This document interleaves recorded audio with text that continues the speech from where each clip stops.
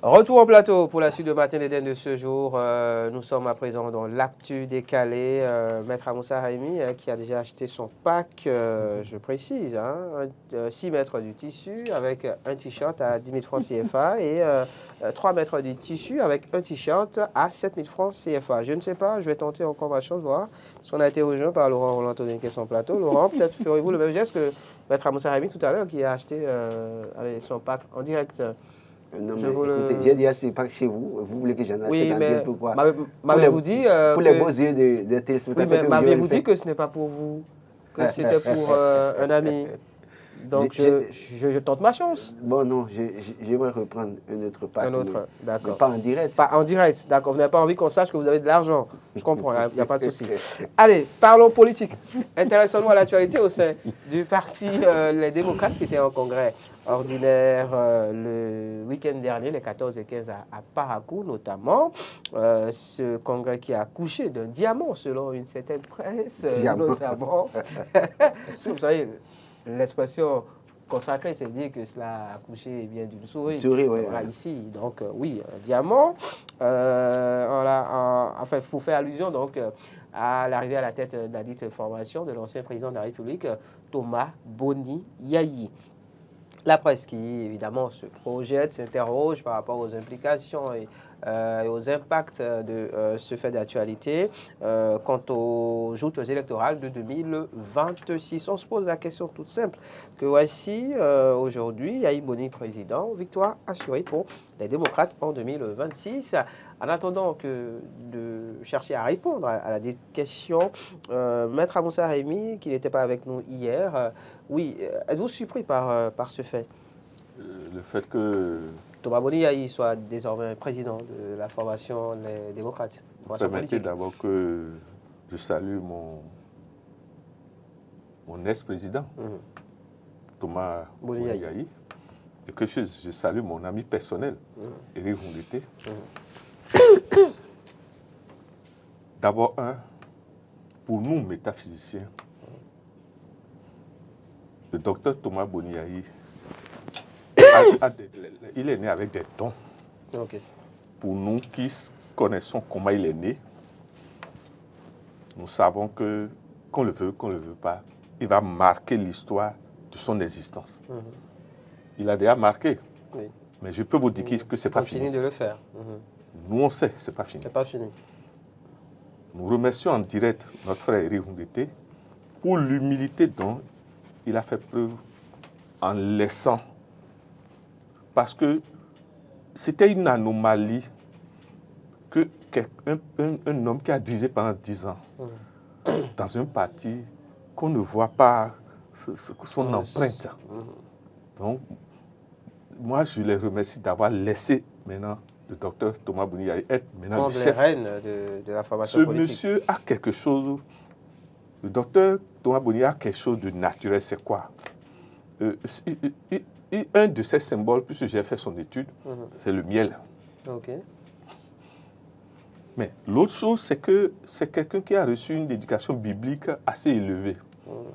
Et qui là maintenant, qui vit ça. Parce qu'on peut recevoir un enseignement et ne pas vivre ça. Mais lui vit ça. Ce qui fait que aujourd'hui, quand on compare le règne de Talon et le règne de Yayi Boni, mais ce que le peuple manifeste, c'est la vérité. Nous, on ne doit même pas parler. C'est ce que le peuple manifeste qui est la vérité. Parce que le peuple a vécu l'autre, son règne. Notre régime, et voilà, vit ce règne. Donc c'est le peuple seul qui peut. Mais quand maintenant on observe ce que je viens de dire, c'est quoi? Si vous ne savez pas faire,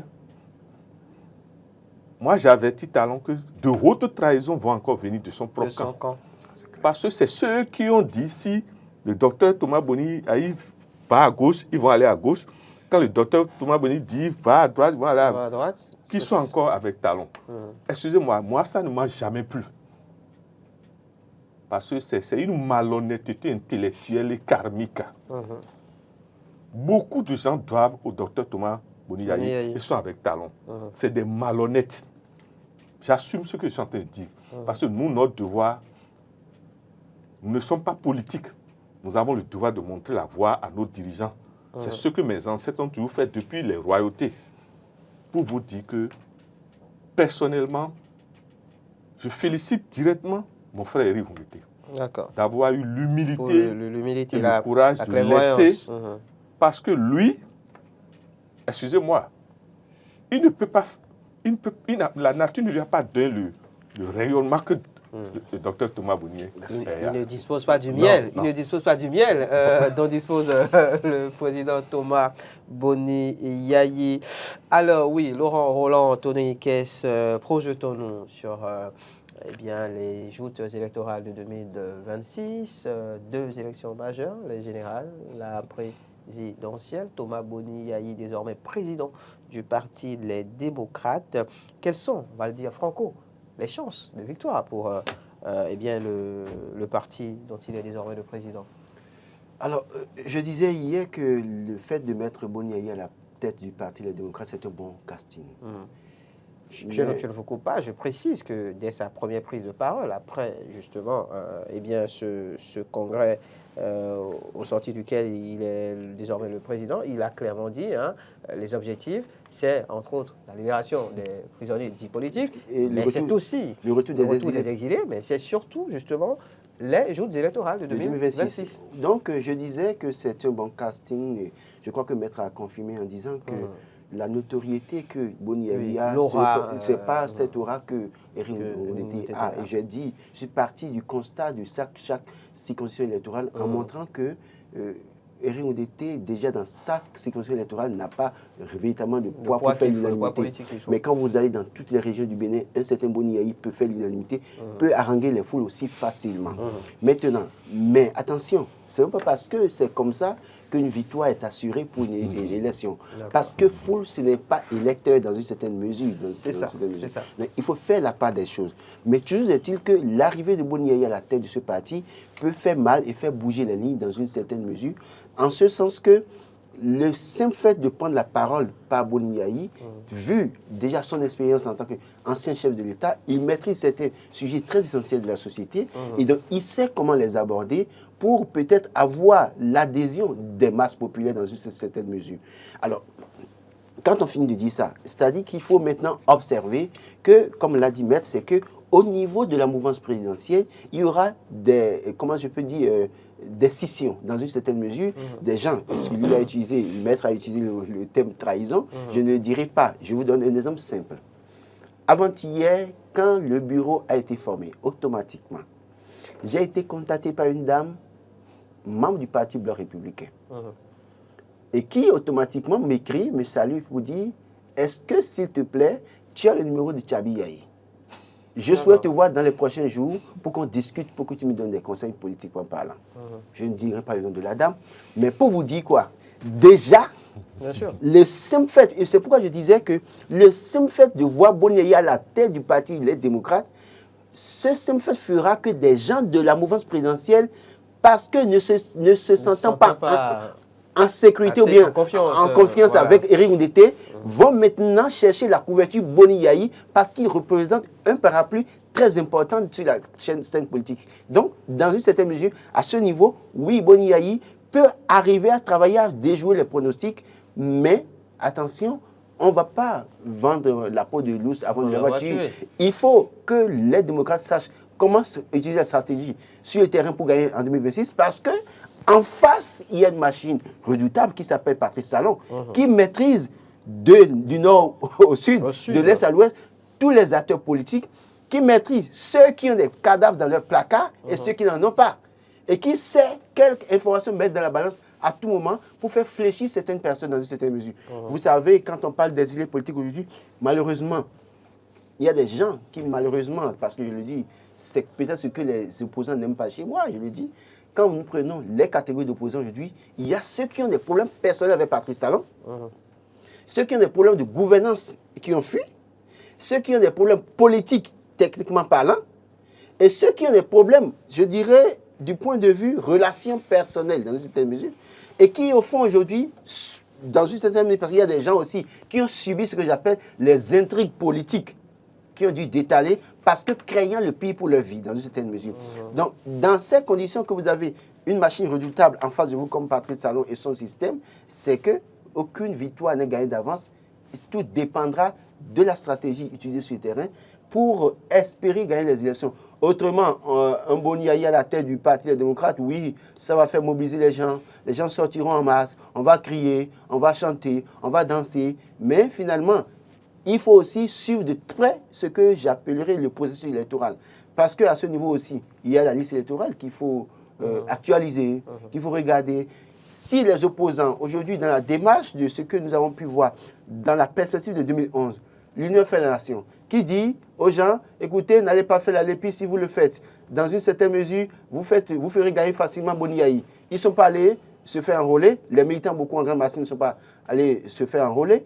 En 2011, le gars, avec les militants qui sont les siens, qui l'aimaient, sont allés aux élections, il a gagné par KO.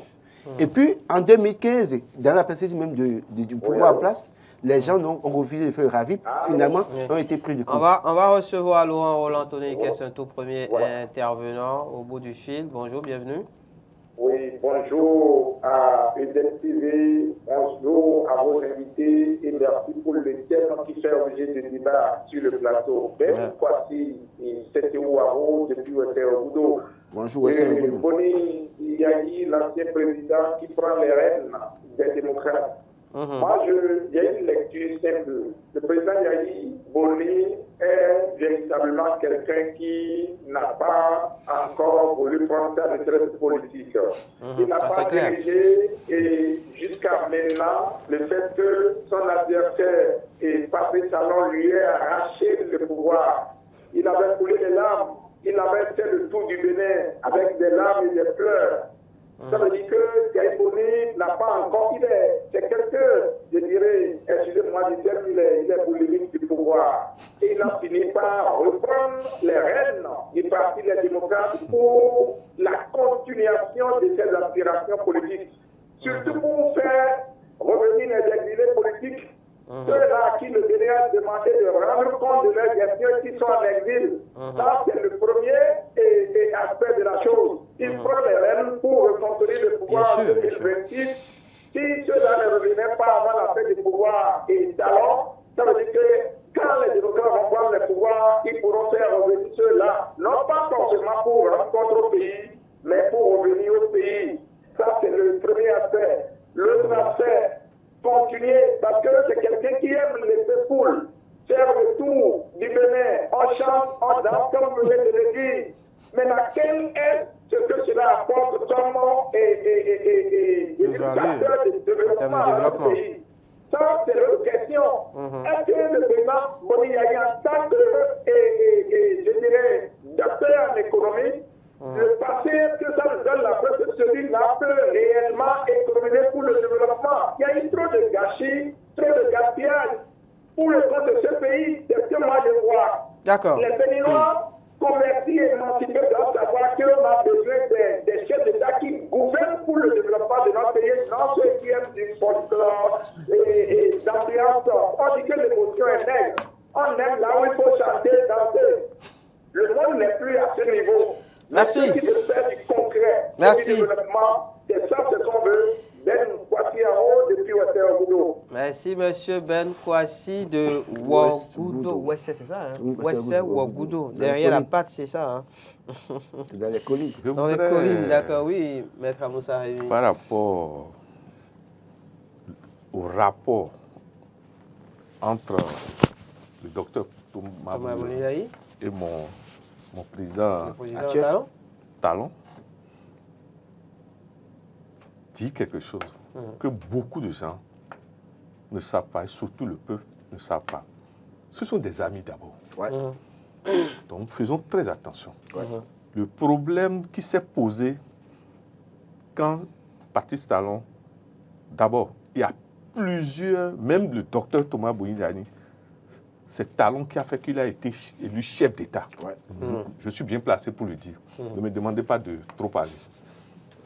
Donc, même le docteur Thomas Boni doit à Talon. Talon ne voulait pas être chef d'État. Qui me permette en direct de dévoiler la vérité. Il ne voulait pas. Je fais partie de ceux qui, comme on a fait les études, on a dit, mais tous ceux qu'on prend, les oracles ne prennent pas, les ancêtres ne prennent pas. Ils ont dit, c'est toi. Parce que dans son oracle de vie, normalement, il ne doit pas être chef d'État, mais toujours accompagner les potentiels chefs d'État. Voilà que nous sommes arrivés à un niveau où les oracles, même on dit, c'est lui. On a dû, et si vous voyez que nous l'accompagnons, c'est parce que, excusez-moi, c'est pas, beaucoup ne savent pas. Il est en mission de sacrifice. Et c'est pour ça que nous, on l'accompagne. Même s'il ne nous donne pas un franc, on va continuer. Maintenant, ça pose un autre problème. Voilà des gens entre lui, entre le docteur Thomas Boni Yayi et Talon. La plupart de ceux que vous voyez qui sont maintenant avec Talon. Talon, oui, bien sûr. Ce que je veux, c'est pour dire que la trahison que le peuple voit n'est pas en réalité une vraie trahison. C'est dû au fait que des gens sont entre deux personnes. Voilà, c'est la même famille. Je veux dire que la trahison dont je parle, parce qu'il ne faut pas que les gens ne me comprennent pas. Ce n'est pas la trahison. Non. Parce qu'en fait, il y a un mystère dans avec ça. Le président Thomas Boni Yayi sous couvert de Patrice Talon. La plupart qui sont avec le docteur Thomas Boni Yayi, c'est Talon qui les ont fait. C'est Talon qui les a fait. Donc, il faut qu'on dise ces vérités-là. Ce n'est pas véritable. La trahison dont je parle, c'est autre chose. En fait, aujourd'hui, ce que nous voyons, c'est quoi?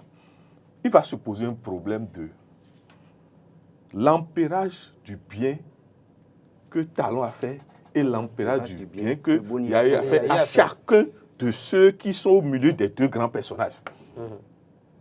Je ne sais pas si vous comprenez ce que je dis. Tout se jouera à ce niveau, selon vous. C'est pour accompagner les réflexions de Laurent. Pour vous dire que, pour le moment, jusqu'à présent, moi, je peux vous dire que la dominance entre les deux personnes, Talon et Yayi, c'est encore Talon, jusqu'à là où nous sommes. Pour vous. Moi, je peux vous le dire encore. Non, je crois que maintenant, pas parce que du moment où d'abord, Patrice Talon est d'abord même au-delà de ce qu'il a pu apporter à Boni Yayi. Tout le monde sait qu'en 2006, c'était lui qui était dans l'ombre. Tout le monde sait que dans la perspective de 2011, il y avait une brouille d'abord. Après, ils sont entendus et puis ça a favorisé le chaos de 2011. Et aussi, maintenant, l'avantage, c'est que Patrice Talon, l'avantage qu'il a sur Boni Yayi, c'est qu'il est au pouvoir. Il a les leviers en main en réalité. Bien sûr. Et les leviers qu'il a en main, il peut les manipuler comme il le veut en son temps, pour ne pas se faire avoir par son ancien ennemi, ami devenu ennemi, en griffe politiquement parlant. Parce que quand on dit aussi ennemi, c'est pas qu'ils ne s'entendent pas, ils se parlent très bien, ils se connaissent dans une certaine mesure. Donc pour vous dire que oui, aujourd'hui, les gens doivent faire très attention. C'est pourquoi même ceux qui sont avec Patrice Talon, qui pensent qu'aujourd'hui aussi on peut se lever n'importe comment pour aller vers Boni Yayi, démocrate, parce que Boni Yayi est président des démocrates, doivent faire très attention.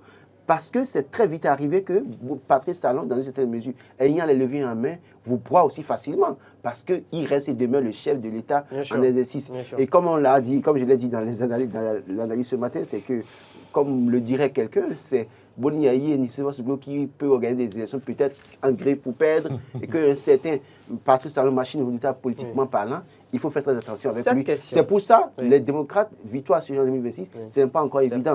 Sur papier, on peut donner une certaine avance pour Boni Yayi à cause de ce qu'il aime la foule, il aime le monde, la foule l'aime, mais que ça ne veut pas que foule ne veut pas dire, ne signifie pas électeur. Voilà. Nécessairement. Cette question, le quotidien Le Matinal a titré ce matin, élection générale de 2026, l'ultime challenge Talon Yayi. 2026, justement, est en ligne de mire. Et Thomas Boni Yayi, désormais président de la formation politique Les Démocrates. Est-ce qu'on ne pourrait pas avoir un ticket en 2026, finalement, fait d'un des deux protagonistes? Expliquez-vous. Désormais, on parle de ticket pour l'élection présidentielle. Alors, vous faisiez allusion tout à l'heure à la situation Medvedev-Poutine.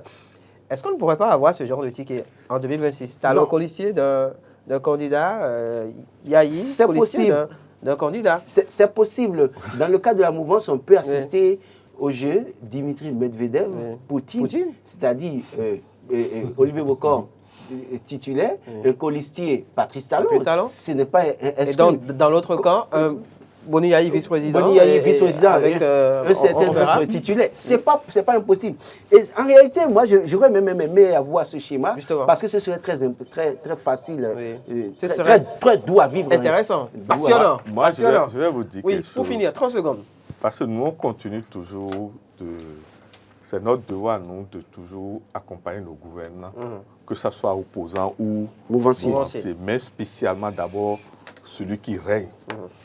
Quand on fait le point aujourd'hui, excusez-moi, l'opposition n'a pas encore son Jésus. Oui. À l'heure où nous sommes, ça peut venir. Mais je peux vous dire, là où nous sommes, la mouvance a déjà son Jésus, au moins un. D'accord. Excusez-moi de vous le dire. D'accord. Au moins un qui est suscité. Olivier Bokor, qu'on le veut pas, je le dis en tant que métaphysicien, Oui. aussi il y a une autre miel. Il a le miel, Et selon vous. D'accord. il a un avantage. Permettez-moi de, s'il Oui. vous plaît. Non, On ne va pas vous punir Oui. pour l'heure. Là. On a fini en fait. Non, on a fini en fait, oui. L'avantage que Olivier Bokor a, c'est quoi? Oui. Il est l'ombre de celui qui règne. Donc, il connaît tout. Donc, s'il remplace, il va mieux évoluer que celui qui va venir encore de nulle part et recommencer encore à étudier les archives de la nation. Nous y reviendrons, Maître Anoussa Haïmi. Merci à vous, merci à Laurent Roland Tononiquez, merci à tous les amis qui ont suivi, qui ont appelé, C'est vrai qu'il y a eu quelques messages, malheureusement, on n'a pas pu les lire. Rendez-vous demain pour un numéro encore plus plaisant. Maurice Agua sera à la présentation. Au revoir. N'oubliez pas, achetez les t-shirts et le pain. Les packs sont à 10 000 francs et à 7 000 francs CFA. Ciao, ciao.